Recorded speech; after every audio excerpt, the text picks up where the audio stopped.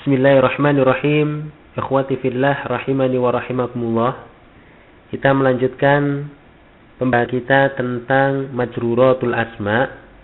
Setelah kita mempelajari tentang kelompok yang pertama, yaitu al-majrur bi harfil jar, maka kita menuju kelompok yang kedua dari majruratul asma, yaitu al-majrur bil idhofah, ya, yaitu isim yang dia itu majrur karena sebab idhofah. Namun sebelumnya kita akan mengulang kembali pembahasan tentang al-idhofah.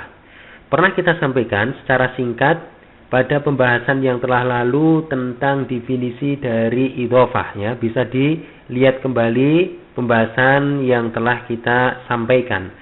Tidak ada salahnya kita mengulang pembahasan tentang idhofah ini, akan tetapi pada kesempatan kali ini tentunya kita akan lebih meluaskan pembahasan kita tentang al-idhofah itu, ya.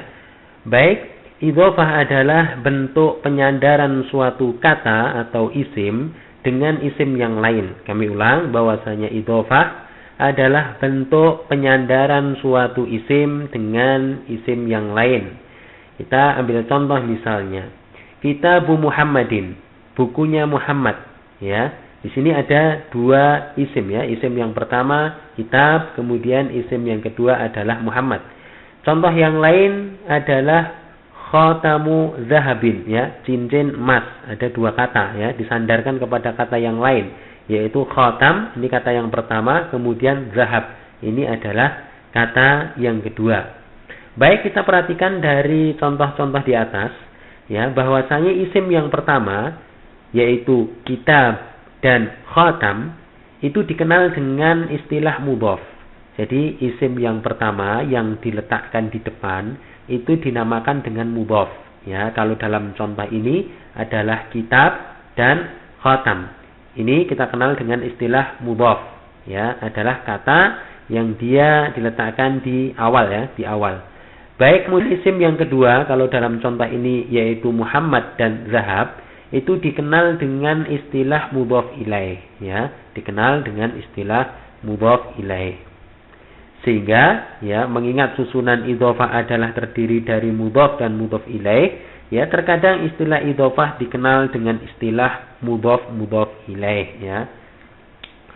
Baik, ikhwati fillah, bahwasanya i'rab mudhof, ya, i'rab mudhof itu mengikuti kedudukannya di dalam kalimat, ya. Kalau mudhof dia i'rabnya tentang rafa, nasab atau jarnya, dia mengikuti kedudukannya di dalam kalimat.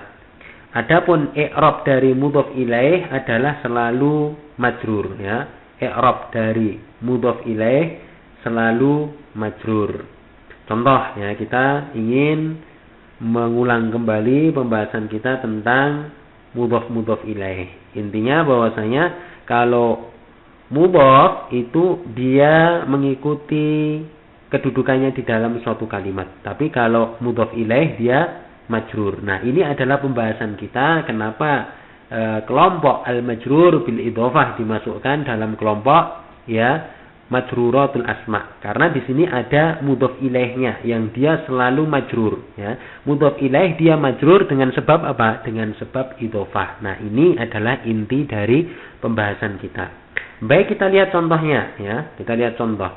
Kitabu Muhammadin mufidun, ya. Kitabu Muhammadin mufidun. Bukunya Muhammad bermanfaat.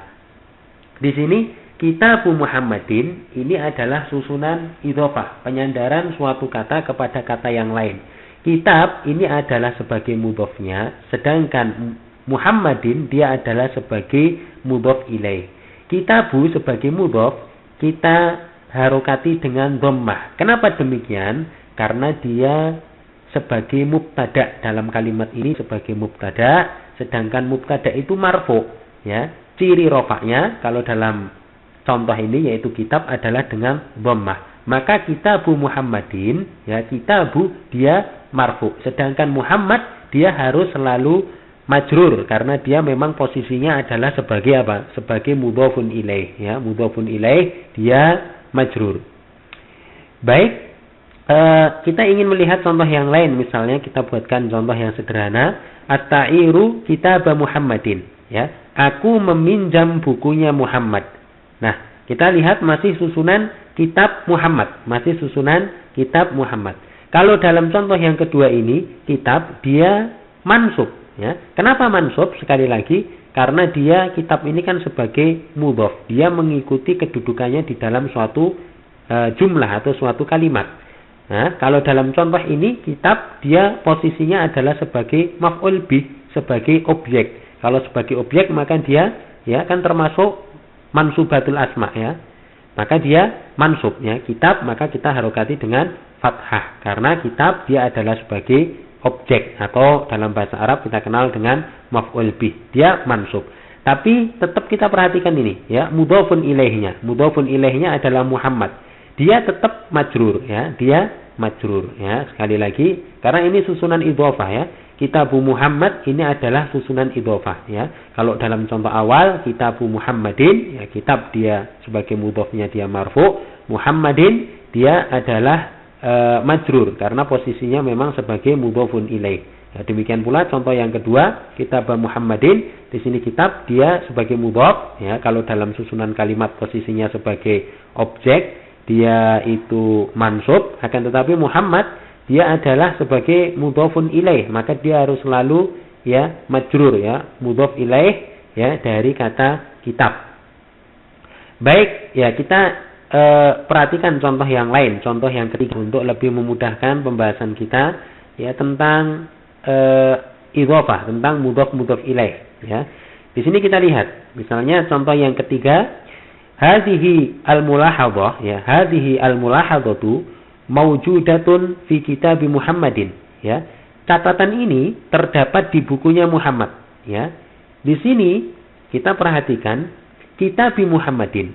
Di sini masih susunan sama, susunan idhofah, ya. Kitab Muhammad, akan tetapi kitab di sini sebagai mudhofnya dia majrur. Kenapa? Karena memang dia didahului huruf jar sehingga dia majrur. Ya, posisinya sebagai mudhof. Sekali lagi, kalau mudhof dia itu i'rabnya disesuaikan dengan kedudukannya di dalam suatu jumlah atau di dalam suatu kalimat.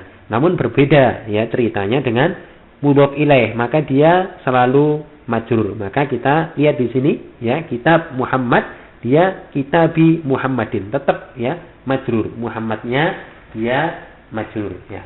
Mungkin itu sekilas, ya, pembahasan kita tentang, ya, al-idhofah, ya, sudah dapat dipahami. Intinya bahwasanya kalau idhofah itu adalah penyandaran dari suatu kata, ya, kepada kata yang lain, ya.